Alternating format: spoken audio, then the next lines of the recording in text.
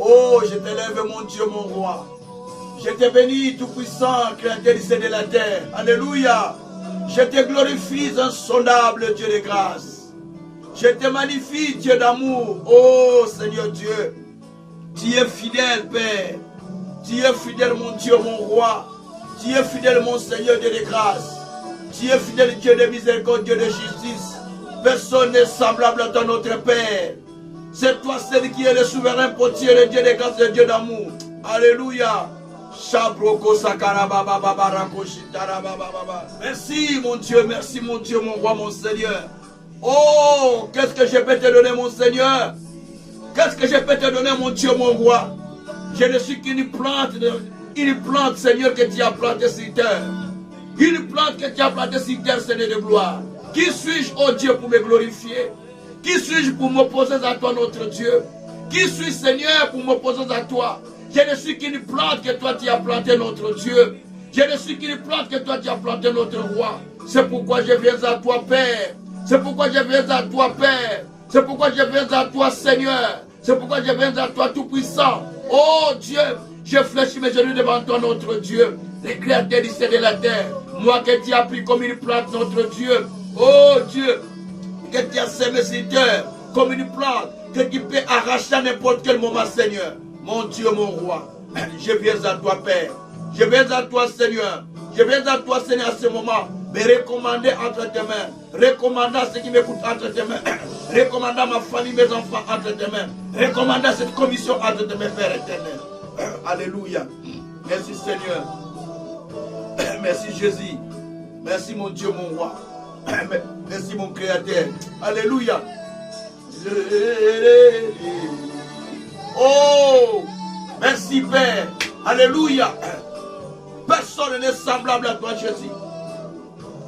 Personne n'est semblable à toi, Jésus. Oh, bien-aimé, confie ton cœur à l'Éternel.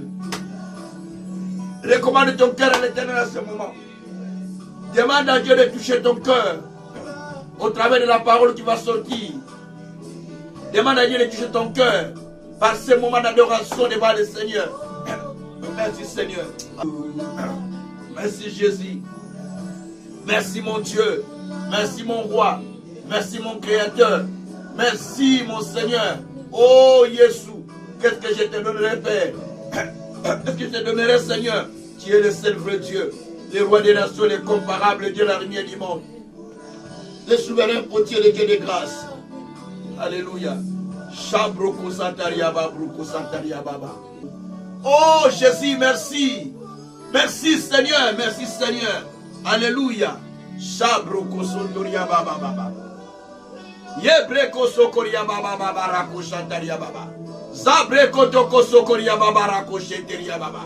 Oh Jésus. Oh Jésus. Oh Jésus. Alléluia.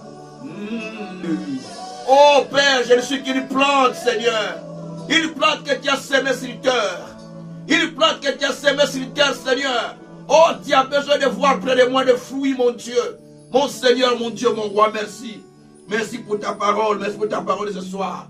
Merci pour l'esprit de la parole qui va sortir ce soir, Seigneur. Ça de notre Seigneur, Jésus-Christ. Gloire et louange soit de notre Père. Un nom puissant de Jésus, nous avons ainsi prié, nous disons Amen. Merci beaucoup pour tous ceux-là qui sont connectés à nous suivre en ce moment sur canalvienouvelle.org. Et ceux qui sont aussi sur M7 TV1 ou ceux qui sont connectés sur notre chaîne YouTube aussi, Éveil Kazin Gabriel Tsuka. Que Dieu vous bénisse pour tous qui me suivent de loin, que le Tout-Puissant continue à vous combler de sa grâce, de sa justice ainsi que de sa miséricorde.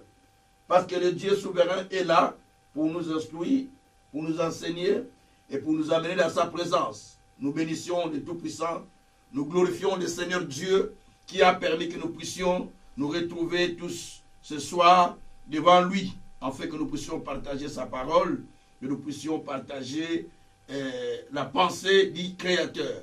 Que le souverain potier soit loué. Bien-aimés, depuis un certain temps, j'ai un thème que je suis en train de développer, qui est intitulé l'instabilité spirituelle. Donc c'est le thème que j'enseigne tous ces derniers temps, c'est l'instabilité spirituelle. Donc je ne sais pas comment arrêter ce thème, et moins que le Saint-Esprit me convainc pour pouvoir arrêter le thème. Parce que nous sommes à un moment où nous parlons de l'instabilité spirituelle. Mais c'est un thème qui est vraiment hyper important parce que ça permet à chacun de nous d'être stable dans la foi, de vérifier quel est le côté qui ne marche pas ou quel est le côté qui est instable dans la vie chrétienne, afin que celui-ci puisse s'asseoir dans la parole de Dieu, s'asseoir dans la vraie foi qui lui permet de pouvoir hériter et le royaume des cieux et la bénédiction prévue pour lui. Et cela est le fardeau de notre Dieu, et c'est le fardeau que Dieu a mis dans mon cœur. Que Dieu soit loué. Alors, en ce jour, nous avons un thème que nous allons développer, donc qui est intitulé « Tu es une vigne excellente. Mais pourquoi as-tu dégénéré? Tu es planté comme une vigne excellente. Mais pourquoi as-tu dégénéré? » Depuis un certain temps, j'ai fait une recherche. Ma recherche se base sur le fait que Dieu nous a créés à son image, à sa ressemblance, dit le Seigneur. À sa ressemblance, dit le Seigneur. Mais je me dis, mais pourquoi alors l'être humain, je parle généralement de l'être humain, je ne parle pas des croyants, l'être humain n'arrive pas à vivre l'image pour laquelle Dieu l'a créé? Parce qu'il est dit dans Genèse, au chapitre 1er, verset 26 à 28, « Faisons l'homme à notre image, à notre ressemblance, afin qu'il y domine sur toutes choses. » Mais pourquoi l'être humain n'arrive pas à dominer selon ce qui est écrit dans les Écritures? Est-ce que Dieu est-il menteur? Est-ce que ce sont des fables? Ce sont des choses qu'on nous a fait fabriquer? Non. C'est une vérité. Parce que Dieu ne peut pas mentir. Il a dit que la vérité sort de sa bouche. Ses paroles sont irrévocables. Il jure par lui-même. Ésaïe 45, verset 23. Donc Dieu ne peut pas mentir. Ce qu'il a dit, c'est vrai. Mais l'être humain a perdu sa domination, son autorité, par le fait de pécher. Et il a tout perdu. Donc, la Bible dit que nous avons péché, tous. Nous avons péché et nous avons perdu la gloire de Dieu. Ça, c'est clair. Donc, l'être humain a péché, et en péchant, il a perdu la gloire de notre Dieu. Il a perdu la gloire que Dieu avait désirée pour lui. Ce qui fait que l'être humain n'est plus dans la domination. Mais Dieu soit loué, par Jésus-Christ. Par Jésus-Christ, Dieu nous a envoyé son Fils Jésus-Christ, afin que quiconque croise en lui ne périsse point, dit la Bible, mais qu'il ait la vie éternelle. Nous sommes dans Jean 3,16. Donc, quiconque croise en lui ne périsse point, mais qu'il ait la vie éternelle. Donc, par Jésus-Christ, Dieu nous a redonné la vie éternelle. Dieu nous a redonné la domination que nous avions perdue. Dieu nous a donné la dimension que nous avions perdue dans le jardin d'Éden, afin que nous puissions mener la vie de Dieu. Parce qu'il est dit d'ailleurs dans Romains 3, 23, tous ont péché et sont privés de la gloire de Dieu. Donc nous avons péché tous. En péchant, nous sommes privés de la gloire de Dieu. Mais Dieu, par son amour, il a voulu récupérer l'homme. Il a voulu racheter l'homme par le sang de Jésus-Christ. Apocalypse chapitre 5, au verset 9 et 10, nous dit ceci: il a racheté les hommes de toutes les nations, de toutes les tribus, de tout peuple, par son sang. Et il a fait un royaume de sacrificateurs pour Dieu. Donc Dieu a racheté les hommes et les femmes de toutes les nations, de toutes les tribus, de toutes les races. Et il a fait, par le sang de Jésus bien sûr, il a fait un royaume de sacrificateurs pour Dieu. Voyez, et verset 10 dit, ils régneront sur la terre. Changeons le verset, le langage. Ils domineront sur la terre. Ils triompheront sur la terre. Ils régneront sur la terre. C'est ça, au fait, le but de Dieu. Donc, nous avons été rachetés pour que nous retournions dans le contexte initial. Pour que nous retournions dans le plan initial de Dieu. Car Dieu nous a dit dans Jérémie 29, verset 11, que les projets qu'il a pour nous, les projets de paix, non de malheur. Dieu a un plan de paix. Dieu a un projet de paix pour nous, non le projet de malheur. Donc Dieu n'est pas un Dieu de malheur, mais est un Dieu de paix. Alors Dieu, en créant l'être humain, il a placé l'être humain dans le jardin d'Éden. En le plaçant dans le jardin d'Éden, l'être humain était dominateur dans le jardin. Parce qu'il est dit dans Genèse 2, au verset 15, Dieu a placé l'homme dans le jardin afin qu'il les garde et les cultive. Donc il était l'administrateur, le gérant, le dominateur du jardin, de tous les biens que Dieu a mis. D'ailleurs, quand on appelle mon jardin d'Éden, on dit que jardin du bonheur, endroit de plaisir extrême. Éden veut simplement dire endroit de plaisir extrême, endroit de plaisir extrême ou endroit du bonheur. Mais c'est un endroit du bonheur. Le bonheur était là où Dieu a placé l'homme. Mais regarde, l'homme va pécher, il va perdre tout, toute la possibilité que Dieu lui a donnée.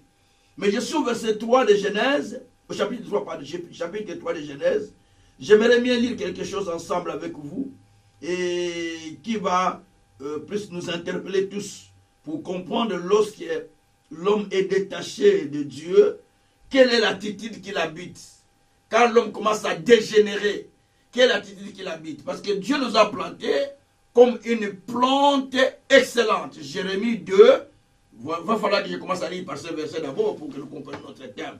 Jérémie 2, au verset, je vais retourner dans Genèse, ne vous en faites pas. Jérémie 2, le premier verset que je dois lire d'abord. Jérémie 2 nous dit ceci, au verset 21. Jérémie 2, verset 21. Alors, il est dit ceci, Jérémie 2, verset 21, « Je t'avais planté comme une vigne excellente et d'une meilleure plante. Comment as-tu changé, dégénéré en une vigne étrangère ?» Ça, c'est la question que Dieu a posée à l'Israël.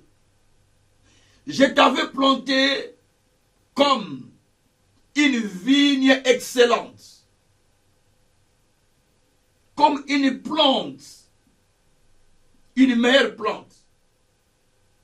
Mais comment as-tu dégénéré en vigne étrangère? Comment as-tu perdu ta valeur? Comment as-tu perdu ta puissance, ta possibilité? Comment as-tu perdu tout ce qui était important pour toi? Parce que l'homme était planté comme un arbre dans le jardin. Il est planté dans le jardin pour gérer, pour dominer. Mais comment as-tu perdu? Comment as-tu dégénéré? Comment as-tu perdu tout cela, tout ce que tu avais en toi? Comment tu l'as perdu? En devenant une plante sauvage, une plante étrangère. C'est la question que Dieu a posée à l'Israël. C'est la même question que Dieu te pose aujourd'hui. Si cette terre, tu n'es qu'une plante plantée par Dieu. Une plante que Dieu a plantée sur cette terre. Il t'a planté pour être excellent. Il t'a planté pour prospérer. Il t'a planté pour être bon. Il t'a planté pour produire de bons fruits. Il t'a planté pour être utile à lui. Il t'a planté pour que tu fasses la joie de Dieu. Il t'a planté pour que tu sois celui qui répond aux besoins de Dieu, Dieu aussi a des besoins. N'oublie pas ça. Dieu a des besoins. Qui vous dit que Dieu n'a pas de besoins? Dieu a des besoins. Les besoins de Dieu, c'est lesquels? C'est de voir que toi, tu fais ce qu'il te demande. Dieu attend de toi. Dieu attend de moi. Comme étant une plante. Il a besoin de nos fruits. Il a besoin de voir des résultats en nous. Il a besoin de voir en nous ce qu'il attend. Ce qu'il a déposé en nous. Il a besoin de voir des fruits en nous. Mais, lorsqu'il ne les voit pas, et que nous présentons simplement nos besoins à Dieu, c'est que nous voulons ça, nous voulons ça, nous voulons... Oui, nous voulons que Dieu fasse nos besoins. Mais nous ne sommes pas prêts à faire aussi les besoins de Dieu. Parce que Dieu a besoin de vous. Ce n'est pas en vain qu'il vous a planté sur cette terre. En vous plantant sur terre, il a quelque chose à faire. Il a quelque chose qu'il attend de vous. Donc Dieu veut voir en vous le fruit en tant que plante qu'il a planté sur cette terre. Qui va s'aimer une plante et ne mange pas le fruit? Mais il va vouloir le couper. Et ça, c'est l'élément important. Nous ne vivons pas comme les êtres qui ont compris notre importance sur cette terre. La Bible dit que Dieu a tout fait pour un but. Même les méchants ont été créés pour un but. Tout ce que Dieu a fait sur cette terre, il a fait pour un but. Donc nous sommes une plante que Dieu a plantée. Et il a planté pour son but. Il a planté pour son utilité. Il a planté pour son importance. Donc je suis planté sur cette terre comme une plante par Dieu. Et si je ne rends pas à Dieu ce qu'il attend de moi, il va m'arracher. Il va m'arracher sans faute parce que je suis une plante. Pardon. Ma longévité est en rapport avec ce que Dieu attend de moi. C'est comme ça qu'il a dit à Jacob: je ne t'abandonnerai pas. Je ne te laisserai pas. Tant que je n'ai pas accompli ce que je t'ai dit. Donc sa longévité était par rapport à ce que Dieu lui a dit. À ce que Dieu attendait qu'il puisse produire. Nous ne sommes pas sur terre par hasard. Nous ne vivons pas par hasard. Mais nous sommes des plantes de Dieu que Dieu a plantées. Et il attend de chacun de ces plantes et le fruit qu'il attend de lui. Le fruit qu'il désire. Le fruit que Dieu veut voir de toi. Parce que Dieu, en plantant chaque plante sur cette terre, il sait que telle plante va donner tel fruit. Telle plante va donner tel fruit. Telle plante va donner tel fruit. De même, nous aussi, des humains, devons savoir que je suis planté comme un arbre excellent. Comme une plante excellente. Donc Dieu attend de moi quelque chose. Mais posez-vous des questions chaque fois dans vos prières. Seigneur Dieu, qu'est-ce que tu attends de moi? Vous vous attendez de Dieu tous les jours. Dieu donne, Dieu donne, Dieu donne. Mais Dieu te dit, mais moi aussi j'attends de toi. Mais tu ne m'as jamais demandé qu'est-ce que j'attends de toi. C'est ça le problème. Tu ne m'as jamais demandé qu'est-ce que j'attends de toi. Si tu ne comprends pas ce que Dieu attend de toi, si le pasteur ne comprend pas ce que Dieu attend de lui, si le croyant ne comprend pas ce que Dieu attend de lui, si l'église ne comprend pas ce que Dieu attend d'eux, c'est grave. Plus grave. Donc à ce moment-là, pour Dieu, il vaut mieux qu'il soit coupé, qu'il continue à exister. Parce que tu ne comprends pas, parce que tu ne comprends pas pourquoi tu es planté là où tu es. Que Dieu soit loué. Mais la Bible dit que j'étais planté comme une vigne excellente. Un meilleur plan. Comment a-t-il changé, dégénéré en vigne étrangère? Comment a-t-il perdu? Comment a-t-il changé la valeur? Comment a-t-il perdu tes valeurs? Qui est devenu ce que tu es devenu aujourd'hui? Voilà. Alors dans Genèse, au chapitre 3, je vais lire. Dans Genèse au chapitre 3, là nous allons trouver comment l'être humain, après l'avoir planté dans le jardin, qu'il a perdu sa valeur, la valeur initiale que Dieu avait déposée en lui. Comment a-t-il perdu ça? Et qu'est-ce qui lui était arrivé après avoir perdu ses valeurs? Nous sommes dans Genèse 3, verset 8 à 14. Il est dit ceci.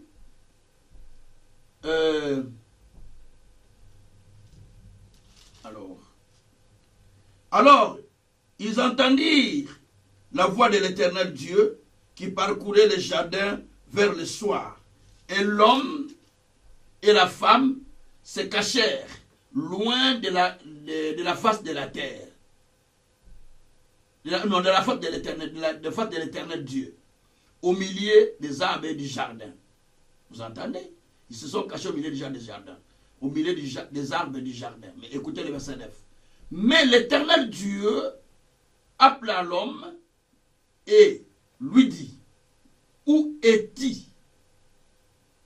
Il répondit, j'ai entendu ta voix dans le jardin et j'ai eu peur parce que je suis nu. Je me suis caché. Et l'Éternel Dieu dit, qui t'a appris que tu es nu? Est-ce que tu as mangé de l'arbre dont je t'avais défendu de manger? L'homme répondit, la femme que tu as mise auprès de moi m'a donné de l'arbre et j'en ai mangé. Et l'Éternel Dieu dit à la femme, pourquoi as-tu fait cela? La femme répondit, le serpent m'a séduit et j'en ai mangé. Et l'Éternel Dieu dit au serpent, puisque tu as fait cela, tu seras maudit entre tous les bétails et entre tous les animaux du champ. Tu marcheras sur ton ventre et tu mangeras de la poussière tous les jours de ta vie. Voilà. Alors, de ce texte, je vais ressortir quelque chose qui peut paraître important pour notre leçon d'aujourd'hui ou pour notre enseignement d'aujourd'hui. Que Dieu soit loué. Alors, de ce texte, j'ai quelque chose qui me tient à cœur, quelque chose que je voudrais partager. Alors, ce que je trouve dans ce texte, lorsque l'être humain est dégénéré, donc il perd sa valeur, il change, il devient une plante dégénérée que Dieu n'a pas plantée. En ce moment-là, il a tendance de se justifier. Il a tendance de chercher sa raison. Mais en réalité, il n'a pas raison, mais il va chercher à s'imposer à avoir raison. Et dans ce texte, nous venons de voir le péché de l'être humain dans le jardin d'Éden, notamment Adam et Ève, les premiers parents. Et quand Dieu va commencer à chercher l'être humain pour l'homme dans le jardin, il appelle Adam, Adam qui répond, j'ai entendu ta voix dans le jardin, mais je me suis caché. Mais pourquoi tu te caches alors? C'est parce que je suis nu. Et Dieu lui dit, mais oh comment? C'est que tu as mangé le fruit que je t'avais interdit dans le jardin. Tout de suite, l'homme livre sa femme. Ce n'est pas moi. La femme que tu as mis à mes côtés, c'est elle qui m'a donné le fruit et j'en ai mangé. Pourquoi tu n'as pas refusé quand la femme t'avait donné le fruit? Question. Pourquoi tu n'as pas refusé quand la femme t'avait donné le fruit? Peut-être tu pouvais sauver encore l'humanité. Mais pourquoi tu as mangé? Parce que la femme n'a pas écouté la loi. C'est toi qui as écouté les ordres de Dieu. Vous ne mangerez pas ces fruits. C'est toi qui as transmis cette loi à la femme. Mais pourquoi tu n'as pas dit non, non, non, non, non, non. Je t'avais déjà dit, moi je ne peux pas manger parce que Dieu avait déjà parlé. Malheureusement, lui aussi, il a mangé. Dieu tourne vers la femme. La femme à son tour aussi, il se justifie. Non, Seigneur. Non, non, non. C'est parce que le serpent là, qui est avec nous toujours, il est venu me séduire. Et il m'a fait manger les fruits, j'en ai mangé. Ah, mais pourquoi tu as cédé à sa séduction? Pourquoi tu as cédé à sa séduction? Pourquoi tu n'as pas résisté? Pourquoi tu n'as pas appelé ton mari pour dire que voilà, le monsieur est en train de me séduire? C'est ce qui se passe souvent même dans des couples. Quand il y a des difficultés au milieu des couples, au milieu des églises, au milieu de l'assemblée, dans des familles, chacun veut livrer son prochain. Chacun cherche sa raison. Personne ne cherche à construire. Parce que vous êtes déjà devenus des vignes dégénérées. Vous êtes devenus des vignes qui ont perdu leur sens, leur valeur initiale. Et chacun cherche maintenant à se protéger. Chacun cherche maintenant à se racheter. Chacun cherche à brandir sa raison. Et pourtant, il n'y a pas raison entre vous deux ou entre vous tous. Parce que vous avez péché tous. Et celui qui a été séduit, et celui qui a mangé le fruit qui lui a été donné par la femme, tous, vous avez péché. Dieu n'a pas dit que bon, Adam qui n'a pas péché, c'est la femme qui a péché pour vous. L'homme qui a péché, mais la femme n'a pas péché parce que lui, elle était séduite. Non, vous tous, vous avez péché. Pourquoi Romains 3, verset 23 dit que tous ont péché et sont privés de la gloire de Dieu. Donc nous tous, nous avons péché et nous avons été privés de la gloire de Dieu. Mais grâce à la Dieu en Jésus-Christ, nous avons pu récupérer la vie que Dieu nous a donnée. Que le Tout-Puissant soit loué. Alors, bien-aimé, Dieu a planté l'homme comme l'être humain dont je voulais dire. A planté l'être humain dans le jardin comme des plantes. De même si cette terre, Dieu dit qu'il nous a plantés comme un arbre excellent. Il ne nous a pas plantés comme un mauvais arbre, mais un arbre excellent qui doit produire des fruits. Il a planté Abraham comme un arbre excellent. Il m'a planté comme un arbre excellent. Comprenez que l'arbre qui est planté par le semeur ou par le propriétaire du champ est sous contrôle de celui qui gère le champ ou du propriétaire. Il peut le couper à n'importe quel moment. Il peut l'arracher à n'importe quel moment, comme il peut l'imonder aussi à n'importe quel moment. Parce qu'il est un arbre. Mais vous allez remarquer que nous, chrétiens que nous sommes, croyants que nous sommes, nous n'arrivons pas à avoir cette conscience que nous sommes des plantes que Dieu a plantées sur cette terre. Pas comme croyants, comme croyants. Nous sommes des plantes sur cette terre. Nous dépendons de celui qui nous a plantés. Il peut nous arracher, il peut nous laisser. Il peut nous immonder, il peut nous couper. Il peut nous déraciner. Parce que nous sommes des plantes entre ses mains. C'est lui qui gère notre vie. Il peut arrêter ce soir le souffle de vie. Il peut faire ce qu'il décide parce que nous sommes des plantes.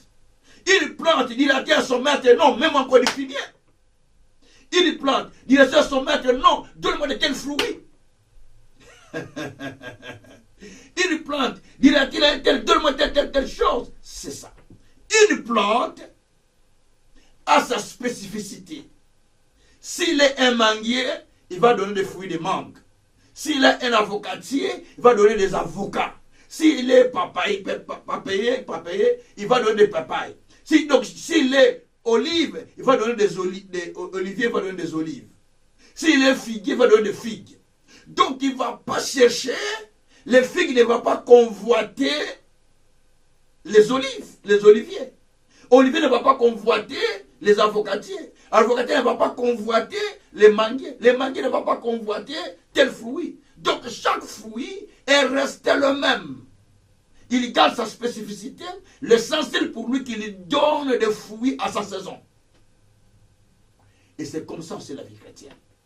Chaque personne doit demeurer dans l'espace qui lui a été donné par le Seigneur. Il est planté pour produire. Il est planté pour donner du fruit. C'est pourquoi même Paul a compris ça en disant dans Ephésiens 2, verset 10, il a dit, nous avons été créés en Jésus-Christ pour de bonnes œuvres que Dieu a préparées d'avance afin que nous puissions les pratiquer.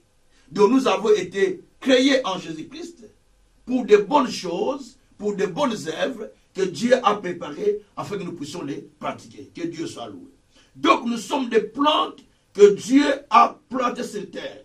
Il nous a plantés pour produire. Il nous a plantés pour exceller. Il nous a plantés pour sa gloire, pour son honneur, pour son utilité. Mais généralement, nous cherchons d'abord à satisfaire nos besoins au lieu de satisfaire les besoins de celui qui nous a plantés. C'est là où il y a des dangers. Parce que celui qui vous a planté, il attend de vous quelque chose. Il sait la raison pour laquelle il vous a planté.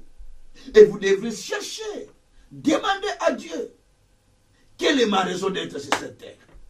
Pourquoi m'a-t-il laissé sur cette terre?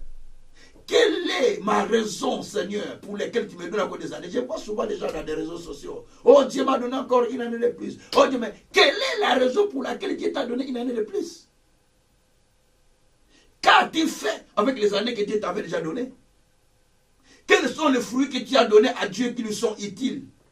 Ce n'est pas ton argent. Ce n'est pas tout ce que tu peux faire. Mais Dieu, il attend de toi quelque chose.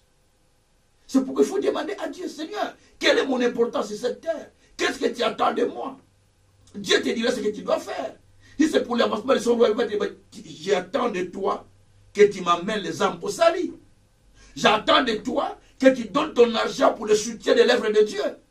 J'attends de toi pour que tu décides à sortir du péché, mais à amener d'autres personnes à la conversion. J'attends de toi que tu sois distributeur de la parole, comme nous a été demandé, distributeur de la parole, que tu ailles les distribuer aux gens. J'attends de toi que tu sois celui qui libère ceux qui sont retenus captifs. J'attends de toi que tu sois un tel, un tel, un tel. Donc Dieu a quelque chose qui attend, mais il faut poser la question à Dieu pour comprendre en quoi Dieu vous attend. L'église doit comprendre en quoi Dieu vous attend. C'est parce que nous allons dans notre église, nous sommes habitués, nous prions. Mais en quoi Dieu vous attend? Qu'est-ce que Dieu vous a dit? Qu'est-ce que Dieu attend de vous? C'est le rassemblement des amis, le rassemblement des gens du quartier. C'est ça l'église. Rassemblement des familles. Non. Dieu attend de l'église les fruits excellents qui amènent les gens en conversion, qui amènent les gens au salut, qui amènent les gens à la bénédiction, qui amènent les gens à l'accomplissement du dessein que Dieu avait préparé pour eux, qui amènent les gens à saisir leur destinée. Voilà ce que Dieu attend de nous. Bien-aimés, vous avez besoin de comprendre que vous êtes une plante. Une plante sur terre doit produire. Sinon, le propriétaire du champ aura besoin de le détacher parce que ça ne produit pas pour lui. Ce n'est pas trop utile pour lui. Et ça, c'est très important. Que le souverain pour Dieu soit béni. Alors, bien-aimé, l'être humain a perdu sa domination dans les jardins. Il a perdu son pouvoir. Il a perdu la domination spirituelle. Et quand il y a la perte de la domination spirituelle, il y aura aussi la perte de la domination à plusieurs aspects de la vie. Parce que tu perds quelque chose et tu commences à perdre aussi beaucoup de choses dans ta vie parce que tu as perdu la domination spirituelle. Et c'est ce qui affecte souvent l'être humain. Beaucoup des aspects de la vie commencent à être touchés, à être saisis parce que la domination spirituelle est partie. Le diable est malin. Quand il vient dans la vie de l'être humain, qu'est-ce qu'il fait? Il vous enlève d'abord la domination spirituelle que vous avez. Il vous séduit, il vous détruit, il trouble votre intérieur, afin que vous puissiez perdre la domination spirituelle. Et quand la domination spirituelle est perdue, vous allez vous sentir, c'est comme vous étiez encore là avec Dieu, mais pourtant vous avez déjà perdu la domination, sans le savoir. Vous avez perdu la domination. Vous savez, lorsque Saül avait perdu la domination, il est dit dans 1 Samuel 14, verset 16, que l'esprit de l'Éternel se retira de lui. Et l'esprit mauvais, venant de Dieu, l'agité. C'est ce qui est écrit dans ce texte. L'esprit de Dieu se retira de lui, mais l'esprit mauvais venant et l'agité. De l'esprit de malin commence à l'agiter. Parce que l'esprit de Dieu était parti. Mais en ce moment-là, il était toujours roi.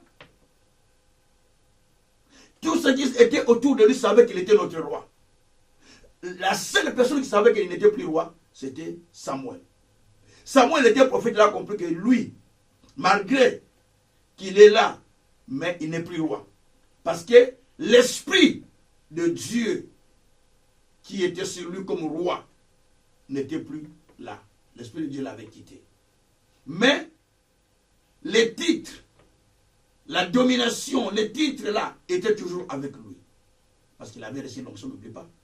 La Bible dit, dans 1 Samuel 10, verset 6, l'Esprit de l'Éternel te saisira et tu seras changé à une autre personne. Donc quand l'Esprit qui l'a changé à une autre personne l'a quitté, donc Saül est revenu au départ, au camp du départ, est revenu comme une ancienne personne. Je ne dis pas que le Saint-Esprit a quitté. Le Saint-Esprit ne nous quitte pas parce que nous avons reçu Jésus comme Seigneur et Sauveur. Il ne nous quittera plus. Mais nous pouvons l'étouffer. En l'étouffant, donc nous retombons au cas de Saül. Nous faisons des combats, nous combattrons, peut-être nous pouvons avoir la victoire dans certains combats, parce que Saül, malgré ça, dans certains combats, il a eu la victoire.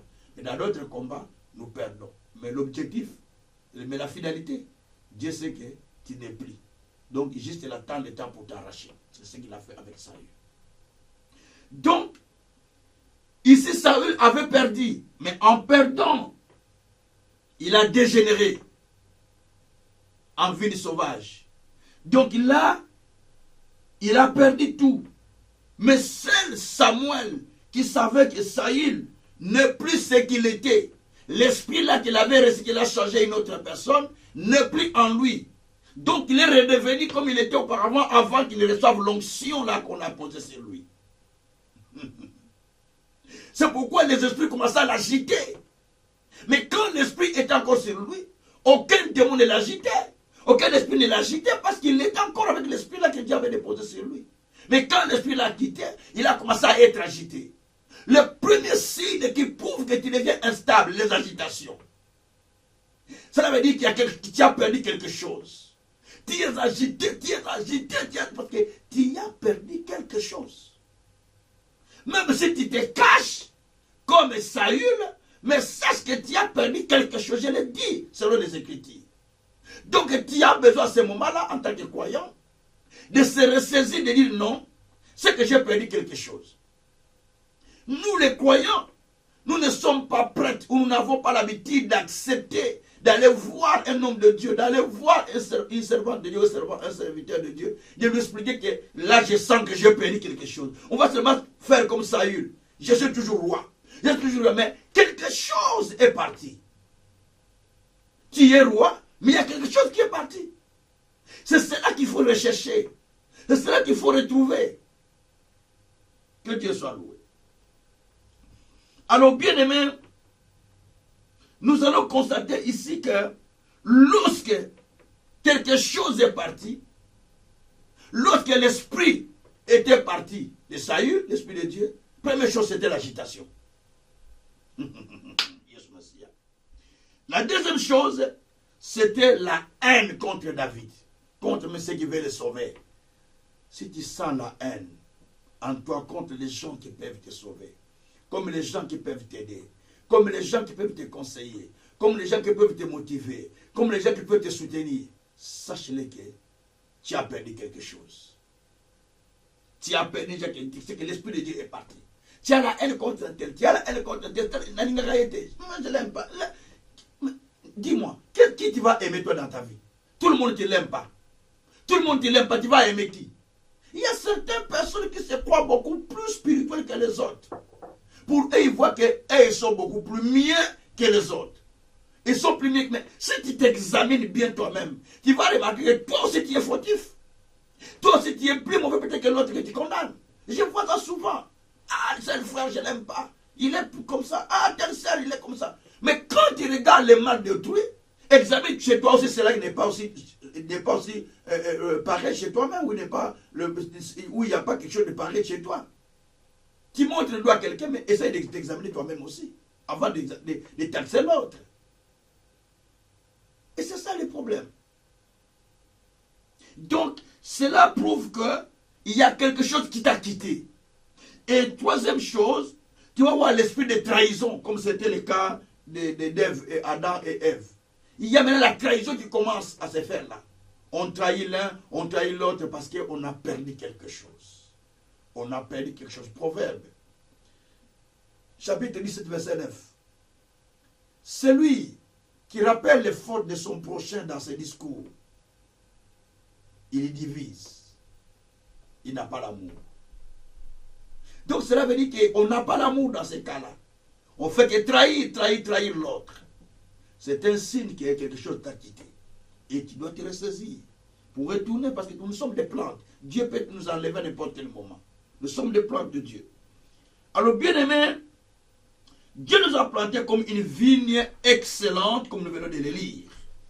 Il nous a plantés pour que nous puissions produire. Il est dit dans Psaume 92, versets 13 à 14. Le juste prospère, planté dans la maison de l'Éternel. Il prospère, il produit des fruits. Donc le juste dans la maison de l'Éternel, il doit produire des fruits. C'est-à-dire, dans la maison de l'Éternel, il veut dire que planté dans la foi en Dieu, dans la foi à la parole, il doit produire. Il doit être prospère, il doit être excellent. Mais si cela n'est pas le cas, c'est que le juste, il y va à l'église, il y va à la maison de l'Éternel, mais il n'est pas planté dans la parole. Il n'est pas planté dans la foi. Donc il devient une décoration pour l'église. Il remplit l'église. Il fait comme une décoration. Oh, regarde les membres là comment ils prient. Regarde la sœur comment ils prient. Regarde les frères comment ils prient. Regarde comment ils s'engagent dans la voie de Dieu. Regarde comment il fait. Mais non, mais il est une décoration. Mais Dieu sait qu'il est là que pour décorer. Pour faire le formalisme. Mais il n'est pas là pour se transformer. Pour se changer. Ça c'est le plus grand problème. Oh, que Jésus soit loué.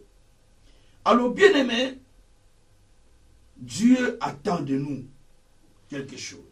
Parce que nous sommes plantés. Et quand nous sommes plantés comme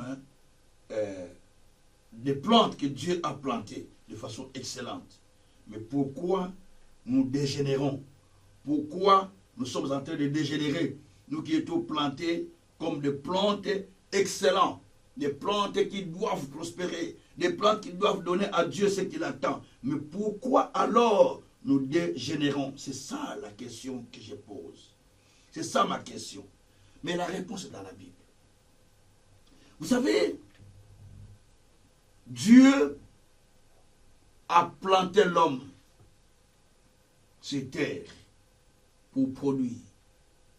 Quand vous lisez dans les Écritures, vous allez voir que Jésus a parlé plus des plantes qui étaient plantées dans des champs pour lesquels les propriétaires attendaient à avoir des fruits, ils ne trouvent pas, ainsi de suite. Donc vous allez voir tous ces textes, il y en a beaucoup dans la Bible, on peut lire tout ça, ou comme on peut l'expliquer. Donc, et cela prouve que chaque personne qui plante quelque chose attend de la personne quelque chose. Quand vous donnez naissance à un enfant, vous attendez que l'enfant croisse, qu'il termine ses études, qu'il réussisse sa vie, et qu'il travaille, et qu'il s'organise, il se marie. Ça fait la joie des parents. Si nous, les parents, nous pouvons nous réjouir à ce niveau, à combien plus forte raison, Dieu qui nous a créés ne se réjouira-t-il pas lorsqu'il nous voit réussir dans nos voies, nous stabiliser selon le plan qu'il a pour nous? Bien-aimés, nous avons besoin de comprendre que nous sommes des plantes que Dieu a mis sur cette terre.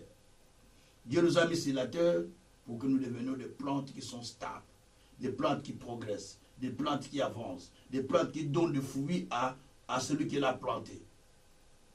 Et c'est très important. Alors quand on parle d'une vigne dégénérée, c'est une vigne qui a perdu sa qualité. C'est une vigne qui est dévaluée. C'est une vigne qui a perdu sa dignité, ses fruits. Parce que dégénérer, c'est le fait de perdre sa qualité. Le fait de perdre sa valeur. C'est ça, dévaluer, dégénérer. Donc, une vigne dégénérée, c'est l'image d'un croyant qui a perdu sa qualité d'être croyant. Qui a perdu la valeur d'être croyant. Qui a perdu la dignité d'être croyant. Qui a perdu des fruits, il prie, il s'engage à Dieu, mais il n'a pas de fruits. Le fruit que Dieu attend de lui. Ce n'est pas j'ai gagné de l'argent, c'est ce que Dieu attend de moi. Non. Ce n'est pas parce que le pays il ne prie pas, il ne prie pas. Il travaille, il gagne de l'argent, sans prier. Donc ce n'est pas ça que Dieu attend de moi. Ce n'est pas ce que Dieu attend de toi. Ce que Dieu attend de toi et de moi, c'est que nous puissions comprendre d'abord en quoi Dieu nous appelle. Et qu'est-ce que Dieu attend de moi en tant que croyant? Je ne dis pas en tant que pasteur, mais en tant que croyant. Qu'est-ce qu'il attend de moi? Il attend de moi quelque chose. Il attend de toi quelque chose. Parce qu'il t'a planté sur terre. Il faut que tu saches qu'est-ce que Dieu attend de moi. Qu'est-ce que je dois faire pour l'avancement du royaume? Matthieu 6, verset 33. Cherchez premièrement le royaume de Dieu et sa justice. Le reste vous sera donné par ici. Aujourd'hui, les gens sont devenus agités. Les gens sont errants. Les gens sont troublés, surtout les croyants. Même les hommes de Dieu. Agités, agités. Il faut que je gagne, il faut que je fasse ça, il faut que je fasse. Agités. Mais est-ce que tu sais que tu dépends de quelqu'un qui t'a planté? Est-ce que tu sais que tu dépends de quelqu'un qui t'a mis sur la terre? Toi, tu cherches à avoir des millions, mais celui qui t'a planté dit, moi, je ne te vois pas dans des millions. Je te vois dans tel domaine, mais toi, tu es en train de t'agiter jusqu'à ce que tu vas aller toucher au mal. Dieu dit, non, non, non, non, non. Pour le préserver, je l'arrache. Et Dieu l'enlève. Parce qu'il ne veut pas de problème, il ne veut pas la perdre. Parce que tu es agité. Agité pourquoi? Tu fais la course avec qui? Avec qui tu as la compétition? Tu es en compétition plutôt. Avec qui? Tu es en compétition avec qui? Mais vous ne comprenez pas. Priez, demandez à Dieu de vous recadrer, de vous réorganiser, de vous réorienter pour que vous retrouviez votre chemin. La Bible dit que nous sommes un champ, chacun demeure dans son coin, chacun demeure dans sa ligne, personne ne va aller dans le champ de l'autre. Même la Bible dit ça. Chacun dans son champ. Toi, tu veux aller cueillir le fruit que l'autre a cueilli. Mais ce n'est pas possible. Parce que Dieu a placé chacun avec ses fruits. Il y a ceux qui n'auront pas les fruits que nous avons des prédicateurs. Ils ne les auront pas. Même s'ils prient beaucoup. Non. Il y a ceux qui auront des fruits de la richesse. Même si nous nous prions, nous ne les aurons pas. Parce que lui, ce n'est pas par la prière que la richesse vient. Ça, c'est la gravité des erreurs, des hérésies. On appelle ça les hérésies. Que j'ai vu chez les croyants. Croyez qu'en priant beaucoup, ils vont devenir riches. Croyez qu'en priant beaucoup, l'argent va tomber. Non, l'argent tombe, tu travailles. L'argent tombe, tu épargnes. L'argent tombe, tu économises. L'argent tombe lorsque tu payes tes dons, tes dîmes, tu prends les gens en charge. L'argent tombe parce que tu fais ce que Dieu te dit, tu soutiens les ministères, tu payes tes dons, tu soutiens l'avancement du royaume, les progrès du royaume. Et Dieu voit tout ça. Et finalement, Dieu va t'amener dans cette dimension-là parce qu'il voit que tu es en train de respecter les principes. Ce n'est pas la prière. Parce que prier, nous allons avoir de l'argent. Prier pour de l'argent. Prier. Oh frère, arrêtez les bobards. Arrêtez les bobards. L'argent ne répond pas à la prière. L'argent répond aux actions, au travail. En donnant, en épargnant, en multipliant, en investissant dans les actions. Ou en investissant. C'est ce qui produit l'argent. Ce n'est pas la prière qui produit l'argent. Non. La prière libère les portes spirituelles et les portes fermées. Mais l'argent, il faut le multiplier. Il faut le travailler. Il faut le créer. Que Dieu soit loué. Mais où? Il y a des églises. La prière, c'est l'argent. Dieu donne l'argent. Parce que les gens sont devenus des plantes dégénérées. Ils ne demeurent plus dans ce que Dieu a voulu pour eux. Il ne demeure plus dans ce que Dieu a dit pour eux. Et c'est ça qui crée des problèmes. Mais que Dieu soit loué. Alors, donc, qu'est-ce que nous allons attendre? Qu'est-ce que Dieu attend de nous? Parce que Dieu attend de nous quelque chose. Lorsque nous sommes plantés sur terre, Dieu attend de nous quelque chose. Parce que nous sommes plantés sur la terre. Nous sommes là, mais Dieu attend de nous quelque chose. Matthieu chapitre 24. Non, Matthieu chapitre 13, pardon. Matthieu chapitre 13. Matthieu chapitre 13, nous allons partir au verset 24 à 28. Matthieu au chapitre 13, et nous partons du 23e verset jusqu'au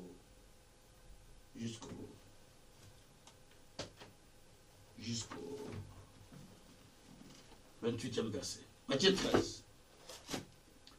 Alors, Dans le livre de Matthieu chapitre 13, au verset 24 jusqu'au 28e, là le Seigneur nous dit quelque chose de très important et par rapport à nous qui sommes des plantes que Dieu a plantées. Parce que le plus grand souci de Dieu, c'est de comprendre d'abord que nous sommes des plantes. Des plantes sur cette terre. Mais qui sont plantées de façon à être excellentes. Des plantes qui doivent prospérer, des plantes qui doivent aller de l'avant, des plantes qui doivent produire des fruits pour l'intérêt de notre Dieu, de celui qui nous a plantés sur cette terre. Il est dit dans Matthieu 13, 24, il leur proposa une autre parabole. Il dit, le royaume des cieux est semblable à un homme qui a semé une bonne semence dans son champ. Mais pendant que les gens dormaient, son ennemi vint et sema livré parmi le blé, et s'en alla. Lorsque l'herbe y poussait et donnait du fruit, livré parut aussi. Et les serviteurs de maître de la maison vinrent lui dire, Seigneur, n'as-tu pas semé une bonne semence dans ton champ? Dans ton champ. D'où vient donc qu'il y ait des livrets? Il leur répondit, c'est un ennemi qui a fait cela. Et le serviteur lui dit, veux-tu que nous l'arrachions? Non, dit-il, de peur qu'en arrachant l'ivraie, vous ne déracinez en même temps le bleu. Merci Seigneur. Et bien dans ce texte, on nous fait comprendre une chose qui est très importante. Il y a le semeur qui a semé son champ. Il a semé les bonnes semences. Mais pendant qu'il va envoyer ses serviteurs d'aller voir le champ, le serviteur trouve que dans le champ, il n'y a pas seulement la bonne semence qui était semée, mais il y a l'ivraie qui se développe. L'ivraie a pour but d'étouffer la bonne plante ou la bonne semence. L'ivraie a pour but d'empêcher la croissance de la bonne plante qui était plantée. Mais ici, le serviteur dit, mais maître, n'est-ce pas que tu avais semé une bonne plante, une bonne semence? Mais comment se fait-il que nous trouvons l'ivraie à côté qui est en train d'empêcher d'ailleurs la bonne semence ou la bonne plante? Le maître dit, c'est l'ennemi qui l'a fait. Pendant que vous dormiez, l'ennemi est venu semer l'ivraie. Donc, ce texte m'a beaucoup interpellé. Je l'ai lu tout le temps, je l'ai lu, mais j'ai compris quelque chose. C'est pendant que vous dormez que l'ennemi est venu semer l'ivraie. Pendant que vous dormez, l'ennemi est venu planter l'ivraie. Que Dieu soit loué. Alors, bien aimé, l'ivraie, c'est la mauvaise semence qui étouffe la plante pour qu'il n'évolue pas. Mais dans la vie humaine, il y a aussi des ivraies. D'où viennent les ivraies? Les ivraies viennent par ambition. Tu as l'ambition de gagner quelque chose. Tu as l'ambition de faire ça. Tu as l'ambition de gagner la vie vite, vite. Tu as l'ambition de progresser vite, vite. Tu as l'ambition d'être comme les autres. Tu as l'ambition d'être comme les autres. Et là, à ce moment-là, vous appelez l'ivraie de venir dans votre vie. Vous êtes dans votre ménage, dans votre couple. Vous êtes calme. Mais vous voulez comparer votre couple à l'autre. Regarde les autres, comment ils sont. Regarde ce qu'ils ont réussi. Mais vous appelez l'ivraie dans votre couple, sans le savoir. Vous appelez l'ivraie dans votre ministère, parce que vous convoitez un tel, vous convoitez un tel. Vous appelez l'ivraie dans votre vie, parce que vous convoitez, tel mari fait ça à sa femme. Mais non, mais lui n'a pas ça, comment il veut que tu fasses ça pour toi? Donc tout ça, ça va attirer les ivraies dans la vie, et l'ivraie a pour but d'étouffer la croissance de la plante. Il retarde le temps de la saison de la moisson.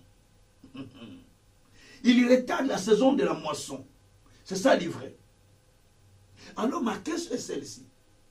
Quel ivraie senti dans ta vie qui retarde ta moisson, qui retarde la saison de ta moisson, qui étouffe les plantes, qui étouffe le développement spirituel de ta vie? le développement spirituel de ta santé, le développement spirituel de ton ministère, le développement spirituel de ta vie. Qu'est-ce qui l'empêche? Qu'est-ce qui empêche ça de ne pas progresser, de ne pas évoluer spirituellement avant que tu évolues en autre chose? C'est des questions qu'il faut se poser. Et tu vas avoir la réponse. Que Dieu soit loué. Donc aujourd'hui, les gens n'ont pas besoin de demeurer dans la parole, de demeurer sur ce que Dieu attend d'eux. Et de chercher à faire ce que Dieu attend d'eux. Mais eux, ils cherchent à imposer, Dieu, fais-moi ça, donne-moi ça, fais-moi ça. Frère, sœur, tu es une plante. Une plante est semée dans le champ. C'est le semeur qui sait le fruit qu'il attend de toi. Demande au semeur, je suis une plante, quels sont les fruits que je dois te produire? Si tu ne le sais pas. Dans quel domaine m'attends-tu? Qu'est-ce que je dois faire pour toi dans ton champ? Le champ de Dieu, c'est le champ missionnaire, l'église de Dieu, le royaume du ciel. Qu'est-ce que je dois faire pour le progrès de ce champ? Qu'est-ce que je dois faire pour l'avancement de ton royaume? Parce que tu m'as planté sur terre pour un but. Proverbe 16, verset 4. Dieu a tout fait pour un but. Mais pourquoi m'a-t-il planté? Quelle est ma raison d'être? Qu'est-ce que je dois faire en tant qu'une plante plantée? Lorsque tu ne comprends pas, lorsque tu ne produis pas les fruits là, Dieu viendra l'arracher. Il arrache facilement. Parce que tu ne produis pas dans son champ. Que Dieu soit loué. Dieu attend de nous des fruits. Tout ce qui est semé, tout ce qui est planté par Dieu doit produire des fruits. Doit donner des fruits. Ephésiens 2, verset 10. Nous avons été créés en Jésus-Christ pour produire de bonnes œuvres que Dieu attend de nous. Tout ce qui est créé, Dieu a besoin de fruits. Lorsqu'il n'en trouve pas, Dieu passe par 3 opérations que je vais expliquer. Dieu a besoin de trouver des fruits en toi. Mais s'il n'y a pas de fruits, qu'est-ce que Dieu va faire? Il va chercher maintenant à commencer à couper cet arbre. Parce que ça ne produit pas, ce n'est pas utile. Donc il occupe la terre inutilement. Et comme il occupe la terre inutilement pour Dieu, vaut mieux d'ailleurs que cet arbre soit coupé que de le laisser encore dans les champs pour en profiter d'occuper la terre inutilement. Dieu soit loué.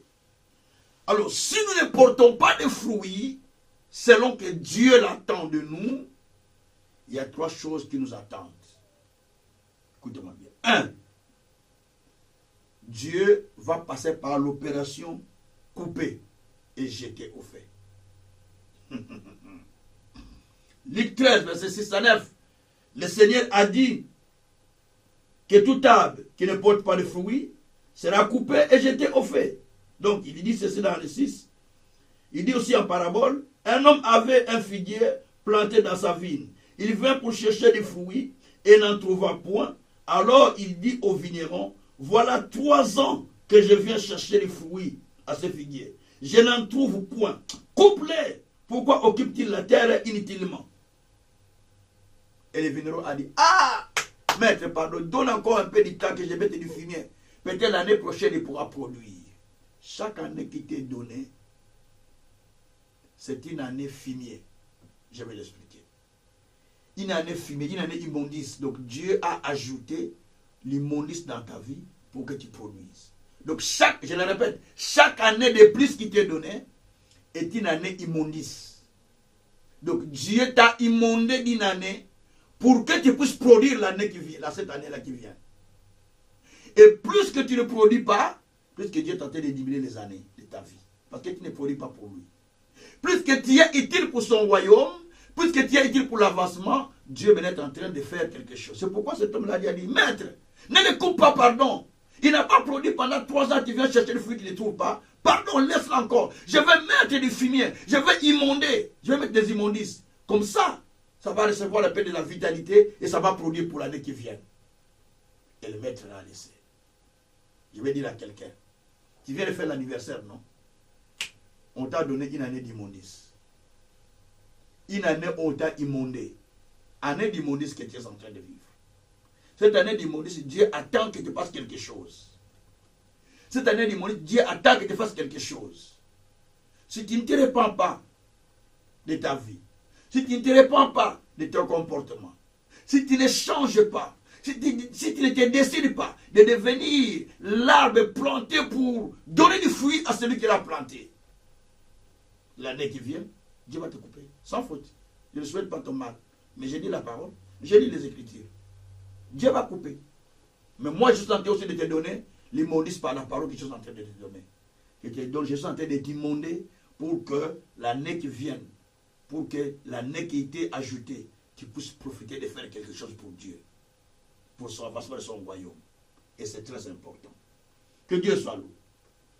Donc, ici, il voulait couper. Il passe à l'opération couper parce qu'il n'a pas trouvé de fruits pendant 3 ans. Combien de personnes étant dans l'église? Il a fait des années, mais il n'y a aucun fruit dans sa vie. Il n'y a aucun progrès. Il n'y a rien qu'il fait.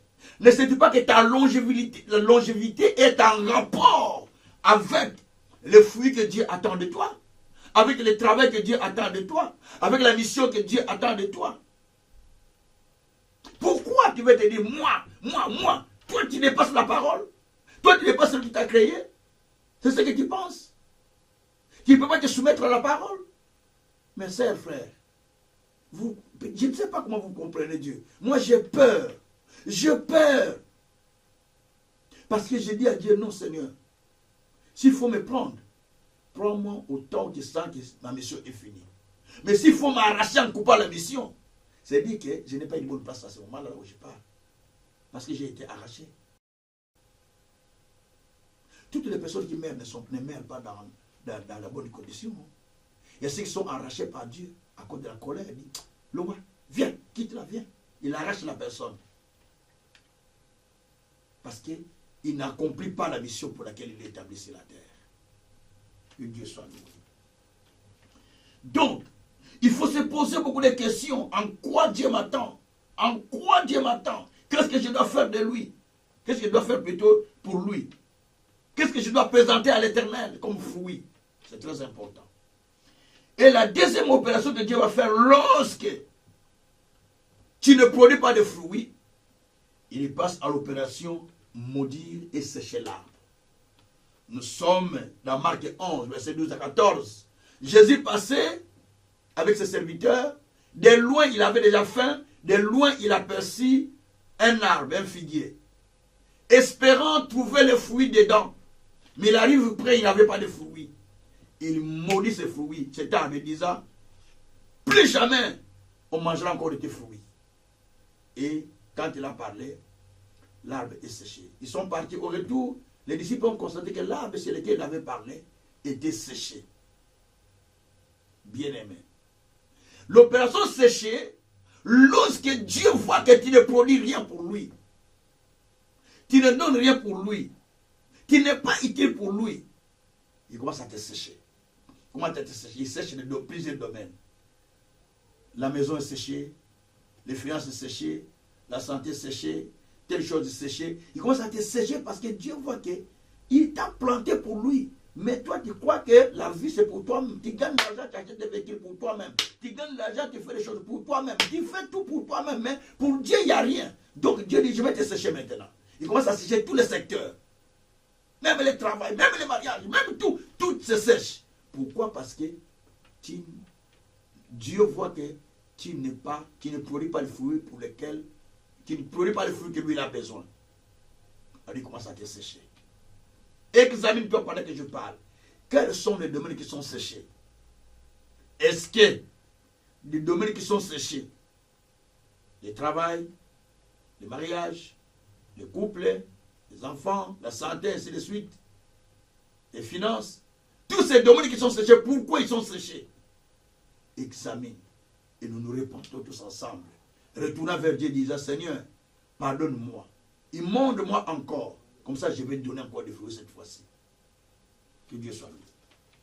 Et troisième opération que Dieu va faire, l'opération déraciner et jeter au fait. Matthieu 15, verset 13. Jésus a dit, donc, lorsque un arbre ne produit pas de fruits, Donc il sera jeté et il sera coupé et jeté au feu.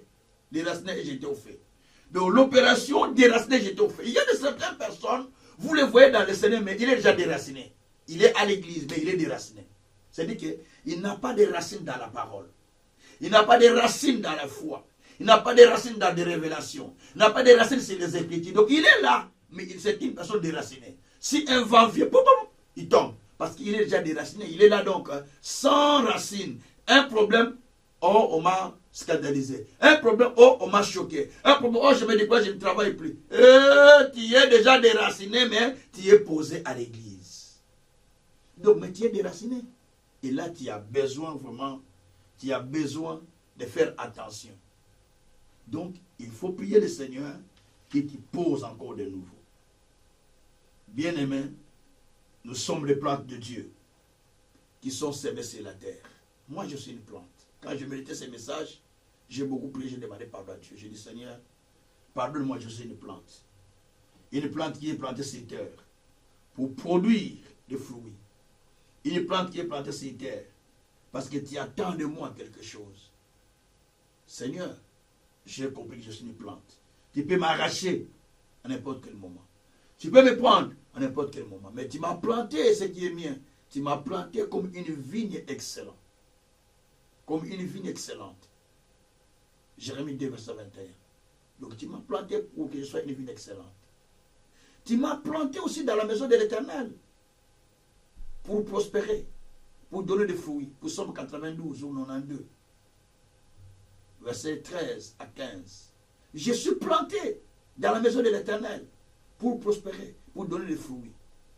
Mais pourquoi ne donnes-tu pas de fruits? Es-tu planté dans la maison de l'Éternel?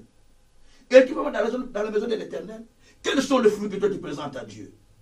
En tant qu'un enfant de Dieu qui est planté. Quels sont les fruits? Quel livret qui t'empêche de produire des fruits? On peut avoir un livret dans sa vie sans le savoir. On peut l'avoir. Sans le vouloir, sans le savoir. Mais tu es planté dans la maison de Dieu. Dieu a dit dans Jérémie 32, verset 41. Je te planterai véritablement dans ce pays. Je te ferai du bien que je t'avais promis. Dieu, dans cette saison, il veut te faire du bien. Il veut te planter. Parce qu'il a besoin de te surprendre. Il a besoin de te surprendre pour ce mois qui commence. Qui va commencer. Le mois demain. Dieu va te surprendre. Dieu va faire quelque chose pour ta vie. Il a besoin que tu comprennes cela. Parce que tu es une plante. Tu es une plante que Dieu a plantée sur cette terre.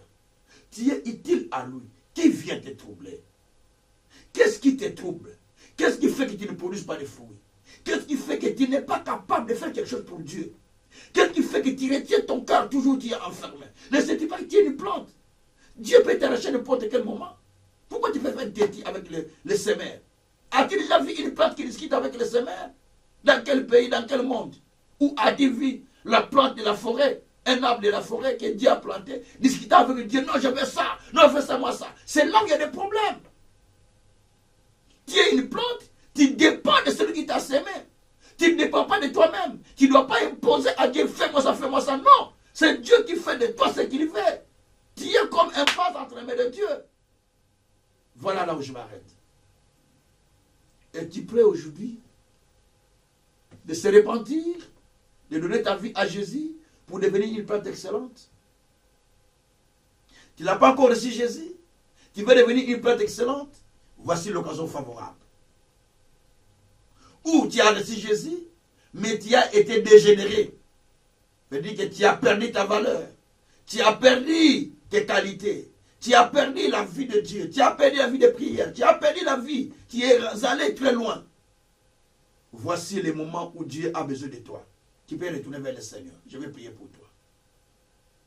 Parce que Dieu a besoin que tu retournes vers lui.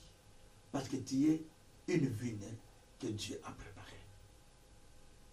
Nous allons prier avec l'adoration dans la présence de Dieu. Prions le Seigneur. Alléluia. Éternel Dieu des armées, je te prie parce que tu es souverain potier. Je te bénis parce que tu es le grand roi. Je prie pour mon frère, pour ma sœur, qui a besoin de se repentir. Alléluia.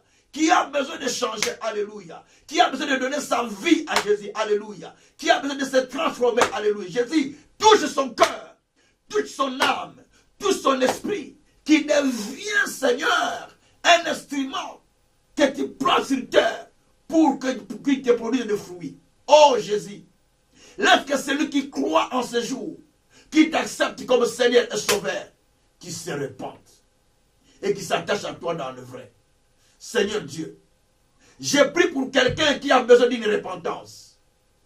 À cause de la repentance, quand toi tu as dit, c'est lui qui avoue ses péchés et qui les abandonne, obtient miséricorde de la part de Dieu. Seigneur, j'ai pris pour quelqu'un qui avait perdu beaucoup de valeurs.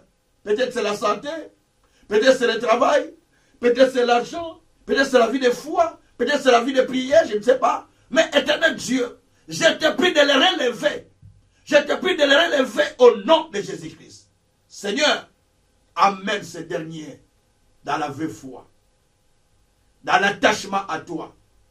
Qu'ils comprennent qu'il est une simple plante qui est sur cette terre, qu'on peut arracher à tout moment. Merci au Jésus pour cette parole. Je vais te bénir, et je vais t'adorer, et je vais t'élever encore infiniment pour cette révélation que tu m'as donnée. Glorifie ton notre Dieu. Magnifie ton notre Seigneur. Merci pour ce que tu as accompli encore notre Dieu. Au nom puissant de notre Seigneur Jésus-Christ. Gloire soit à notre Père. Merci mon Dieu. Merci mon roi. Pour tout. Au nom de Jésus-Christ. J'ai ainsi prié. Amen. Que Dieu vous bénisse. Soyez bénis et soyez porteurs de fruits au nom de Jésus-Christ. Amen.